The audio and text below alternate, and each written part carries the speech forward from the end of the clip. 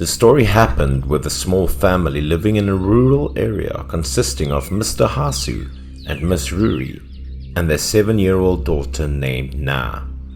The whole family always wanted to have a son to show off their faces to people in the village. Fortunately, this year, as Ruri already had an ultrasound of his son, she happily showed it off to her neighbors.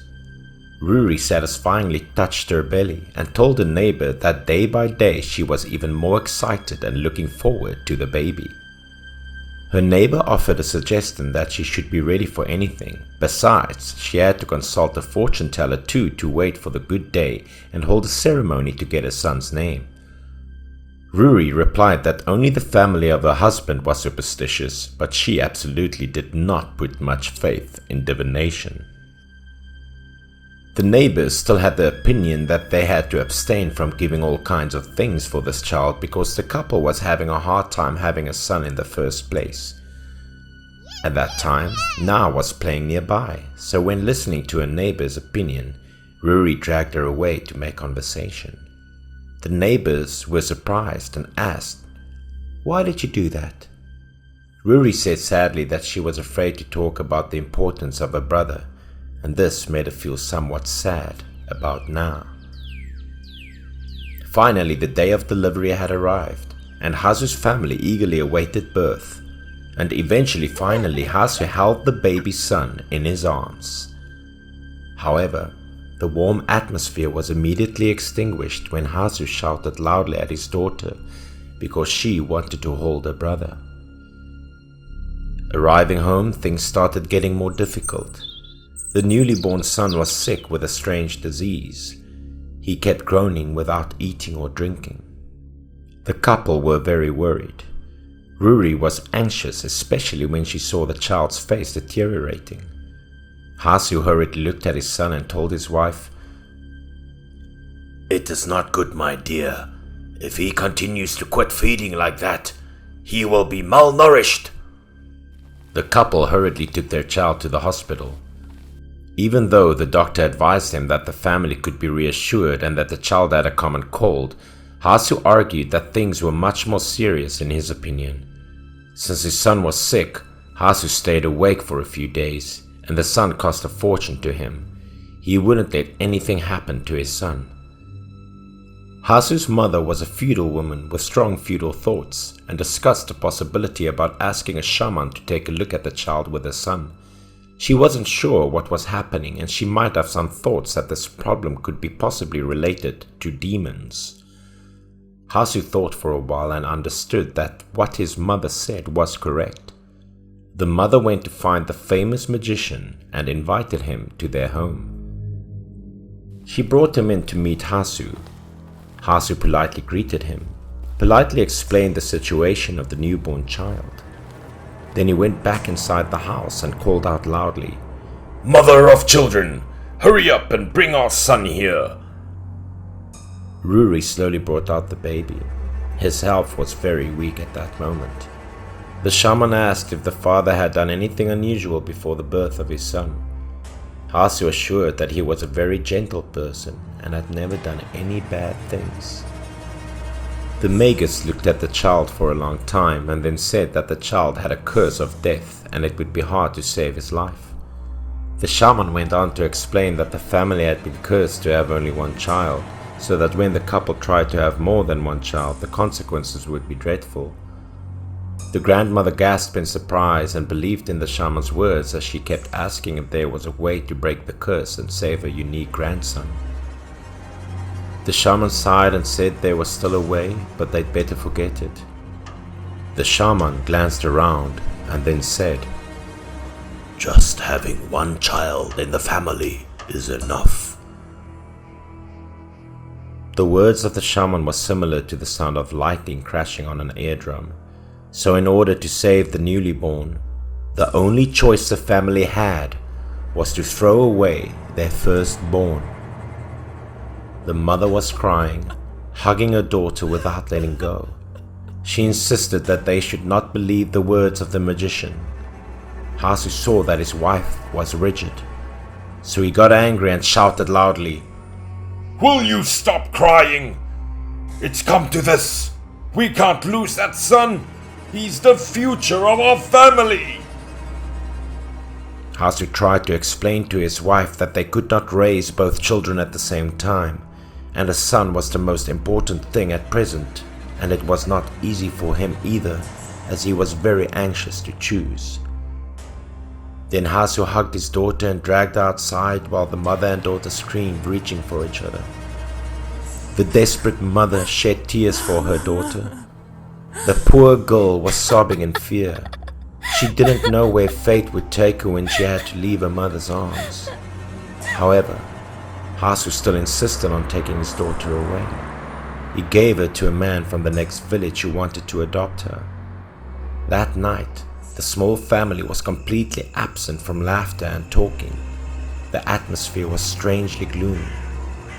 The Hasu family and their young son slept very early. Until late at night, there was suddenly a groan coming from nowhere through the window into Ruri's ears. The occasional moaning startled her to wake up. It was clearly a child's voice, Ruri thought to herself. Then she slowly pulled back the curtains as dim light from outside flooded into the room. Suddenly in front of the window, there was a familiar figure of her eldest daughter, who was standing silently staring into her mother's eyes. Ruri was shaken. She rolled her eyes when she saw her daughter coming home at this moment. Moreover, before her eyes was her tragic appearance. Her whole body was wet, her skin was pale, and her eyes were as white as those of the underworld. The water ran down the leg of her pants into a pool on the ground, looking as if she had just been soaked in water. Her face was devoid of emotion. Her mouth began to sputter a few trembling words, calling out to her mother. Ruri rushed over to see what was wrong with the child. She panicked and asked her daughter why this mess happened. However, the answer to her mother's questions was just cold silence from the poor little girl. After a while, she stammered a few words, saying that it was true that her parents wanted her to leave. Hearing all of this, Ruri bursted into tears, hugging her daughter and apologizing with all her strength. The little girl continued to say strange words. She said that it was too late and they could never go back to the way things were. Ruri rubbed her face and told her everything would be fine. It broke her heart as she stroked the hair of her daughter, but she knew that this was no longer her daughter. The little girl looked up at her mother and told her that she had to go now. She just wanted to come here to see her mother for the last time. The mother had not yet reacted when the little girl vanished like an illusion right before her eyes. When she looked back, only her shaking hands could be seen. The mother was so bewildered and couldn't understand what was going on. She lowered her head and looked to the ground. There was still a large pool of water on the ground, which might mean that the girl's soul really returned to it and that she probably met a bad fate. When the mother looked at the gate, she found it had been opened. She rushed outside. She ran while screaming her daughter's name in madness. She was running across the village road that was dark without a person in sight. She screamed and cried even louder, knowing that something bad had definitely happened to her daughter. But all she saw was a dream. Hasu woke up holding his crying son. He tried to calm Ruri down. When Ruri woke up, Hasu asked a lot about what she dreamt about. She sadly recounted what she saw and her dead daughter with her soul appearing in the dream. Hasu didn't seem to believe it, but Ruri's attitude showed that what she said was completely uncensored. Hasu advised his wife to go to bed early.